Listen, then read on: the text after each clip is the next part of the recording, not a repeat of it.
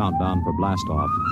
X minus 5, 4, 3, 2, X minus 1, fire.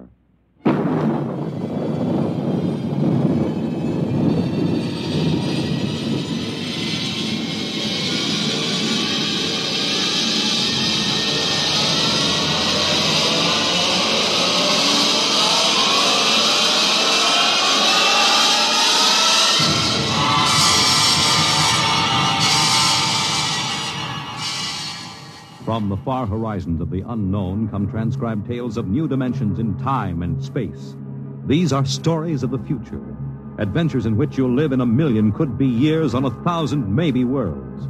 The National Broadcasting Company, in cooperation with Street and Smith, publishers of astounding science fiction, presents X minus 1.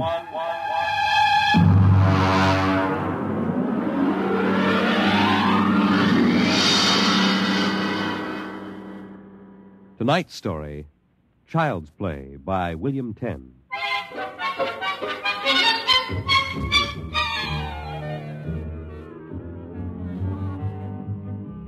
My name, Sam Weber. My job, an attorney, and a pretty successful one, if I do say so myself. Maybe you won't believe it. My best friends find it hard to believe, but I used to be a completely different guy. Frightened, sickly, nearsighted, a real Mortimer Meek. No kidding. That was 10 years ago.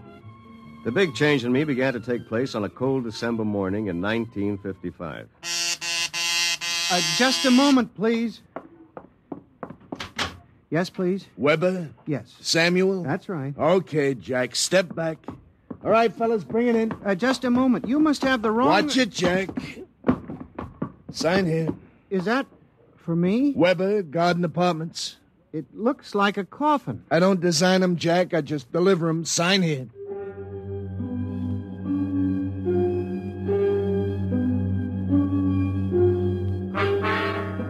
After much straining, I wasn't in very good physical shape those days. I managed to push the box under my single light bulb. There was a card in a small envelope. Let's see. To Sam from your classmates at the Interdimensional and Cosmic Institute. Merry Christmas. 2155. Holy jumping catfish. Hey, mister! Hey, mister! There must be some mistake. Hey! Holy jumping catfish.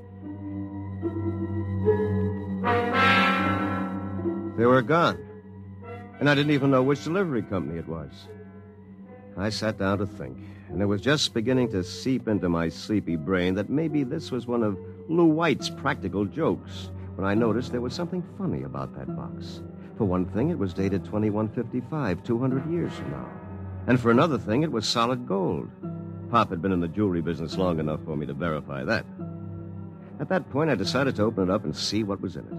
After about a half hour of fumbling, I gave up. All right. If you won't open, you won't open.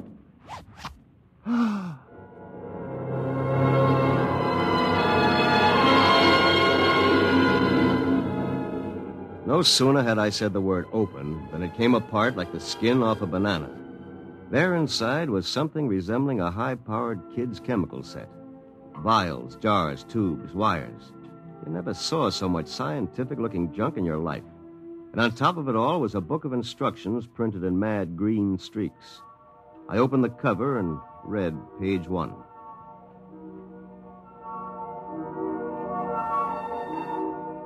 Build-A-Man set number 3. This set is intended solely for the use of children between the ages of 11 and 13.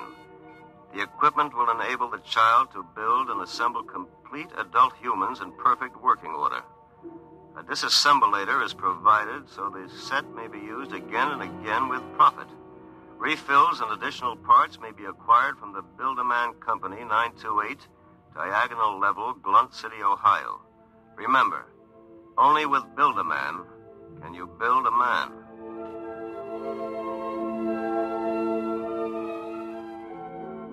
When I arrived at work that morning, an hour late, my brain was still reeling with the stuff I'd read in the instruction book.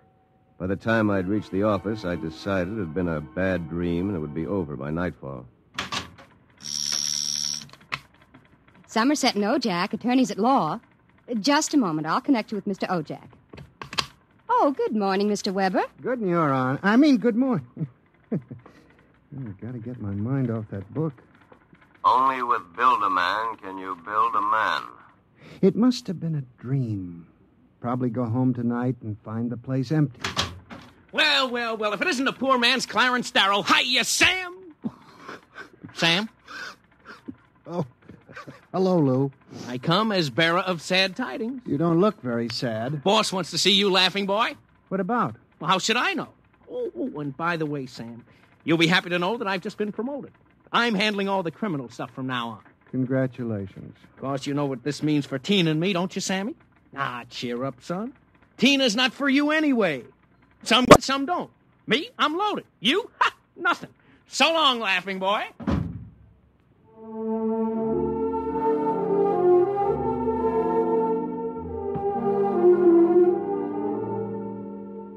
That was my good friend, Lou White. Lou was one of those guys who always lands with his feet firmly planted in the back of somebody else's neck. In the year I had known him, he'd already managed to steal the job I wanted, and he was now working on the girl I wanted. Her name was Tina. Tina Velvet. She was...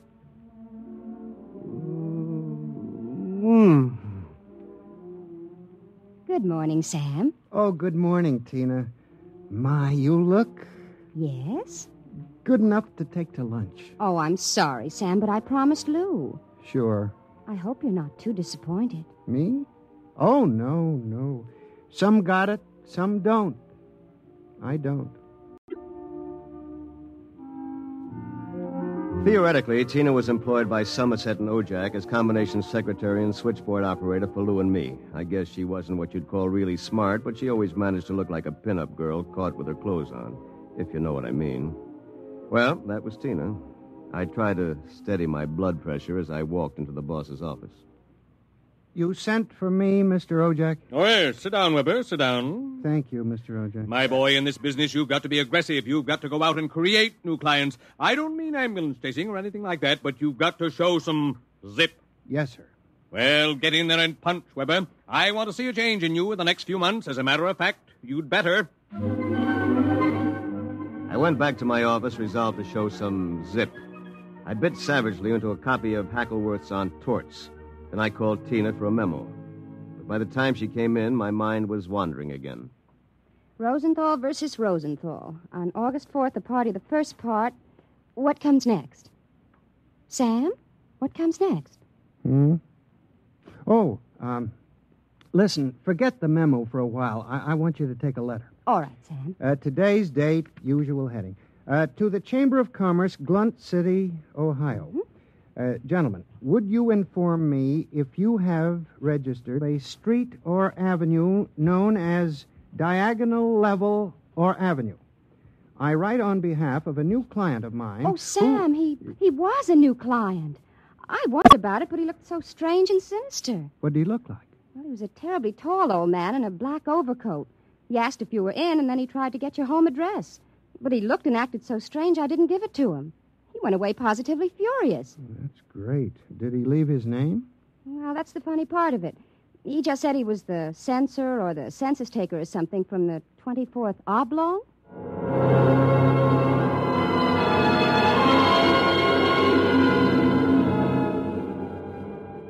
I left the office early and went home. Sure enough, there it was, my Build-A-Man set gleaming a little obscenely in the corner. I walked over to it, gave it a kick, and hollered, "Open sesame!" 3 minutes later, I was flopped down in bed reading Chapter 1, Making Simple Living Things.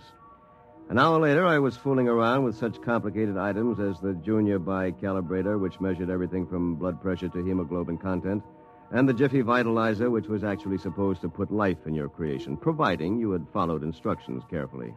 At 8 o'clock, I went out to supper with the idea of getting a little drunk. I did. At 9:45, I came back and made my first simple living thing. Here, boy. Here, boy. Maybe you aren't a boy. Let's see. According to the book, you are a rubicular oyster hog. Not much to look at, but I made you. Me, Sam Weber, attorney at law. I have created life. Hey, come back here. Come back. Here, boy. Here, boy. Here, boy. Hey.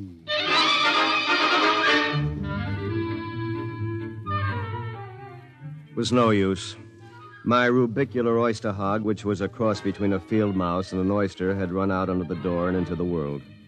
Next morning in the office, I turned to Chapter 2, duplicating babies and small humans. Assemble your mannequin, setting all molds to the indicated calibrations. To disassemble a model, use the disassemblator provided with the set. If you cannot destroy your creation, the law requires you to call the census keeper for your oblong. Good morning, Sam. Here's that memo on Rosenthal versus Rosenthal. Also a letter for you. Shall I read it? Please. Dear Mr. Weber, there is no firm at Blunt City bearing the name of Build-A-Man, nor do we have any thoroughfare called Diagonal. Sincerely yours, Thomas Plantagenet, Mayor. Well, that's that. Oh, by the way, your client was here again this morning, the ghoulish one. What'd you tell him? I said you'd be in later. Thanks. Will that be all, Sam? Yes.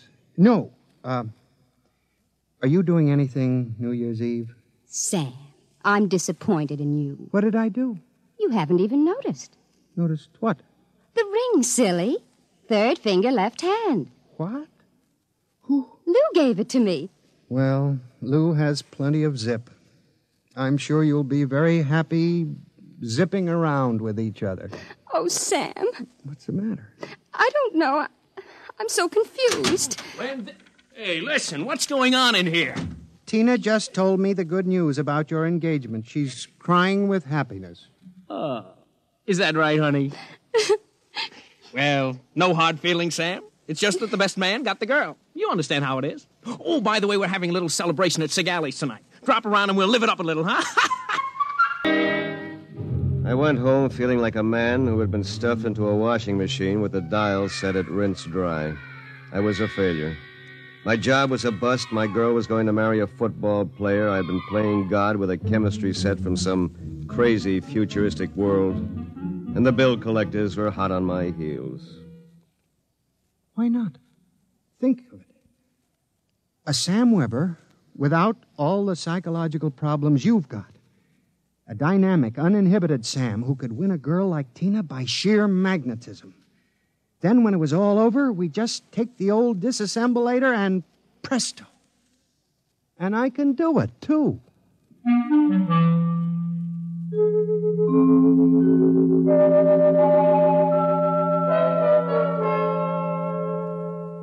Chromosome content check. Well, here goes. It's moving.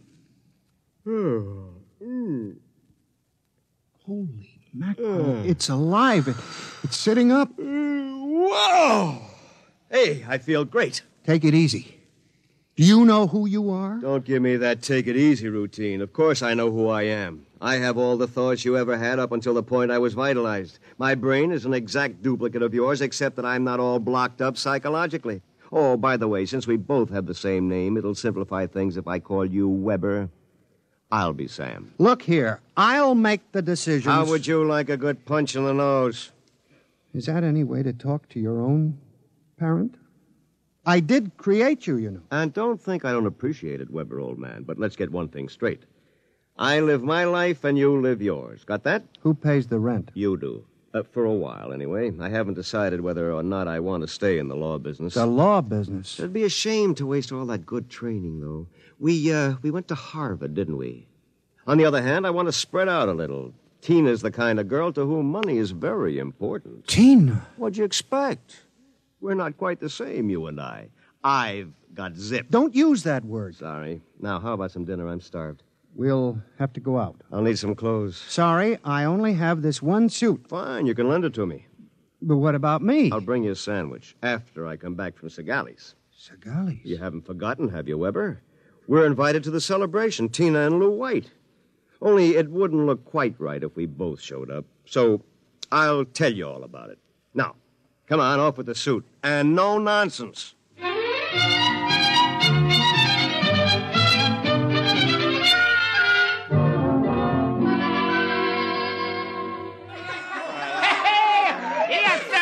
It up, folks. Yahoo! Hey, have another drink, Mr. Ojack. Come on. Thank you, Lou. Is everybody happy? Oh, Tina, honey, you having yourself a little old time? Well. The happy couple. Sam. Good evening, cats. Everybody's lit up like a Christmas tree, huh? Well, I'll be...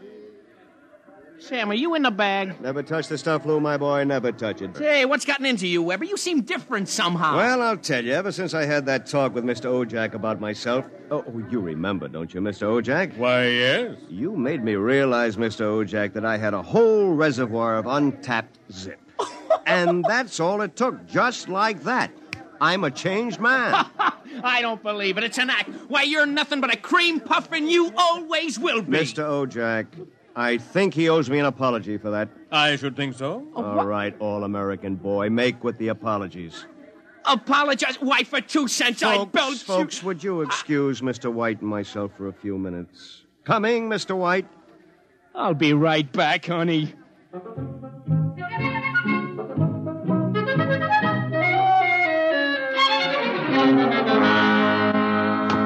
Oh, no! Okay, big boy, you've taken enough punishment. Sam, Lou,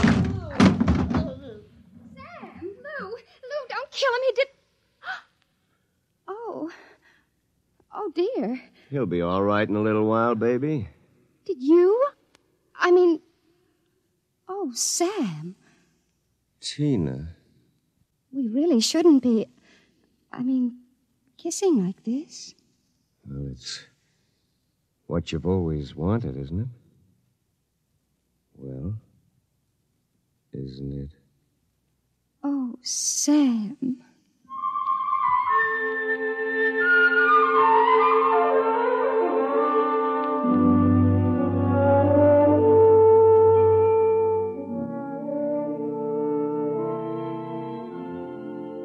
By this time, he's probably kissing her. And there's nothing you can do about it, Weber, old man. Nothing. Hey, wait a minute. Where's that book of instructions? To disassemble a Build-A-Man model, merely focus the ray of the disassemblator device and press lever X. Tina, my Tina, da-da-da-dee, So you're finally home. I'm starved. My boy, you are looking at a man who, in one fell swoop, has got himself a raise, a promotion, and a wife. At least she'll be my wife tomorrow. Who? Tina, of course. Who have we wanted so desperately all these years? I don't believe it. It's true. I had to put on quite a show, but all around it was a real success. Mr. Ojack was so impressed, he called me aside and said he was going to give me a crack at some criminal cases, and if I made the grade, who knows, I may even accept a partnership. And what happens to me? I suppose I sit in this room with no clothes for the rest of my life. Oh, you'll be well taken care of, Weber. You've got it all figured out, haven't you? That's about it. Only you neglected to consider one thing. Oh, what's that? This. Oh, come on, put that down. I'm going to melt you down like a Welsh rabbit. Weber, you can't do that. It's murder. It's like killing your own son. Take off my suit, you phony. You won't be needing it again. You're going through with it, huh? I am. All right. And here's your jacket. Oh, my arm. Ah, now, you give me that thing. Give it to me. Oh. That's better. Now we'll fix this little item so it can't do any damage. You see, Weber, you don't have the guts to stand up against the man you might have been. What's that sound? Somebody's coming up the stairs. Listen. Take a peek through the keyhole, Weber. Holy jumping. It's him. Whom? He's burning it. He's burning a hole right through the door. Good evening, gentlemen. Who are you? I'm the census keeper for the 24th Oblong.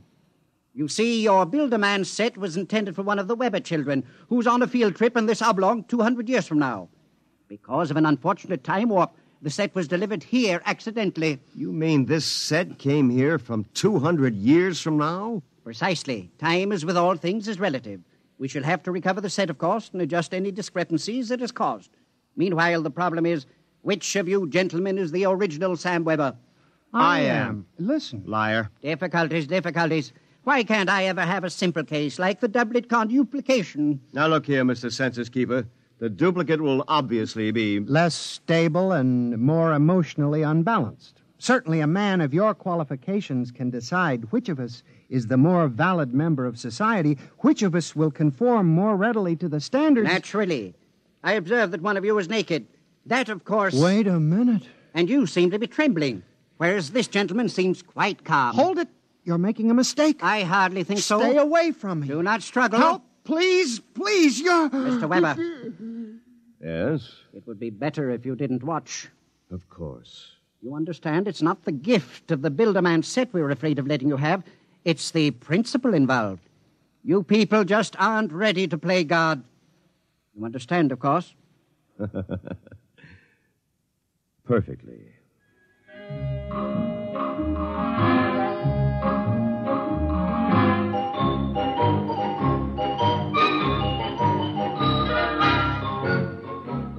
Well, that's my story.